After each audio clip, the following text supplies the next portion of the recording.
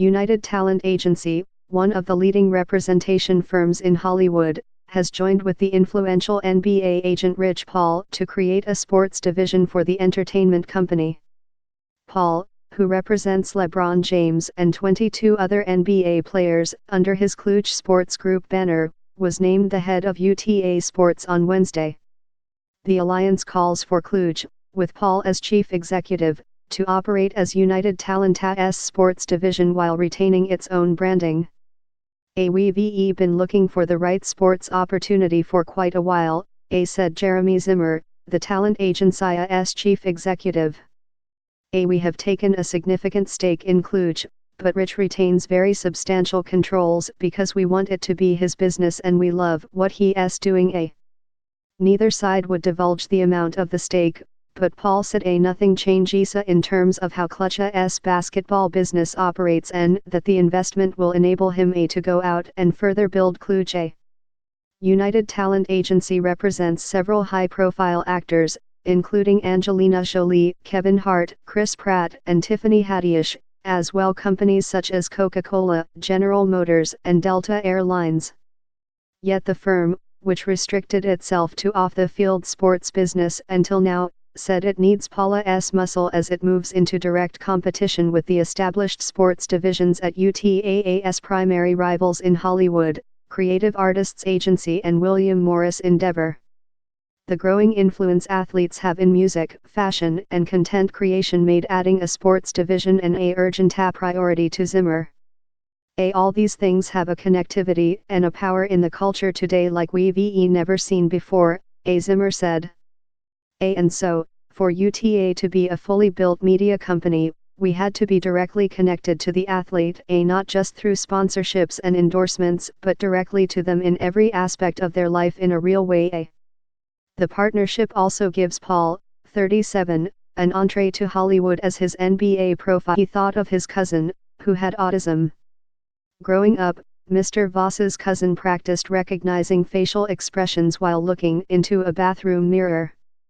Google Glass, Mr. Voss thought, might improve on this common exercise. Drawing on the latest advances in computer vision, his software could automatically read facial expressions and keep close track of when someone recognized an emotion and when they did not. I was trying to build software that could recognize faces, Mr. Voss said. And I knew that there were people who struggled with that. At the time, the brief moment Google Glass spent in the national spotlight was already coming to an end. Google stopped selling the device to consumers amid concerns that its built-in camera would compromise personal privacy. But Google Glass lived on as something to be used by researchers and businesses, and Mr. Voss, now a PhD student, spent the next several years developing his application with Dennis Wall, a Stanford professor who specializes in autism research, and others at the university. Their clinical trial, conducted over 2 years with 71 children, is one of the first of its kind. It spanned everything from severe forms of autism, including children with speech impairments and tactile sensitivities, to much milder forms. Children who used the software in their homes showed a significant gain on the Vineland Adaptive Behavior Scales, a standard tool for tracking the behavior of those on the autism spectrum, Mr. Voss said. The gain was in line with improvements by children who received therapy in dedicated clinics through more traditional methods. The hope is that Mr. Voss's application and similar methods can help more children in more places, without regular visits to clinics.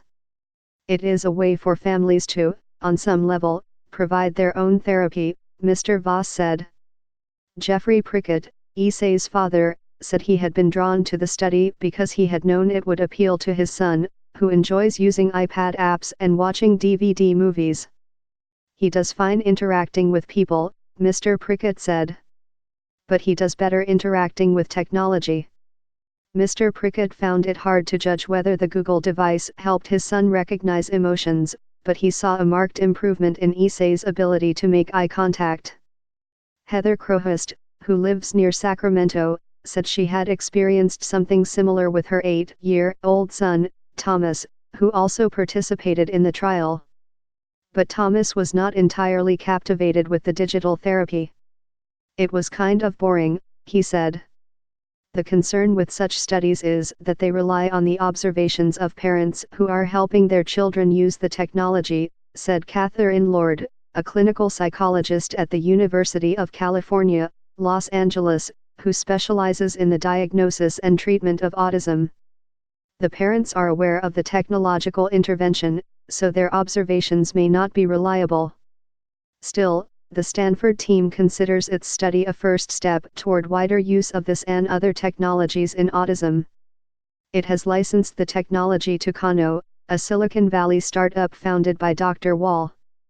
The company hopes to commercialize the method once it receives approval from the Food and Drug Administration, which oversees the use of medical devices in the United States. That may still be years away. Other companies are taking a different approach. BrainPower, a startup in Massachusetts that has built similar software for Google Glass, is selling its technology to local schools. The company considers it a teaching tool, not a medical device. Patrick Daly, the assistant superintendent of the school district in North Reading, Massachusetts, is testing BrainPower's technology after watching its effect on his 9-year-old son, who is on the spectrum. The district intends to test the technology over the next few years. Previously, the district tried to teach similar skills through iPad computer tablets. Mr. Daly sees Google Glass as a big improvement. It can actually maintain eye contact, he said. They are not looking down while they try to learn an emotion. RoboKind, a startup in Dallas, applies the same philosophy to different hardware. The company spent the past several years designing a robot that attempts to teach many of the same skills as technologies built for digital eyewear. Called Milo, the doll-like, 2-foot-tall robot mimics basic emotions and tries to make eye contact with students. It also asks questions and tries to engage students in simple conversations. RoboKind has sold hundreds of the robots to schools for testing. Each one costs $12,000, plus more than $3,500 for additional software. In some ways, such a device is a poor substitute for real human interaction. But the strength of this and other technologies is that they can repeat tasks time and again, without getting tired, or bored or angry. They can also measure behavior in precise ways, said Pam Feliciano, the scientific director of the nonprofit Simons Foundation powering autism research. For these reasons, Ms. Feliciano also sees promise in Amazon's Alexa. Her 14-year-old son is on the spectrum and struggles with his pronouns. He sometimes calls himself you, not I. Her task is to correct him each time he makes a mistake. But she's human and gets tired. She does not always remember. A device like Alexa could help, she said, provided that researchers can show it is reliable and effective. The technologies are there, she said. It is just a matter of the right technologists working with the right clinicians.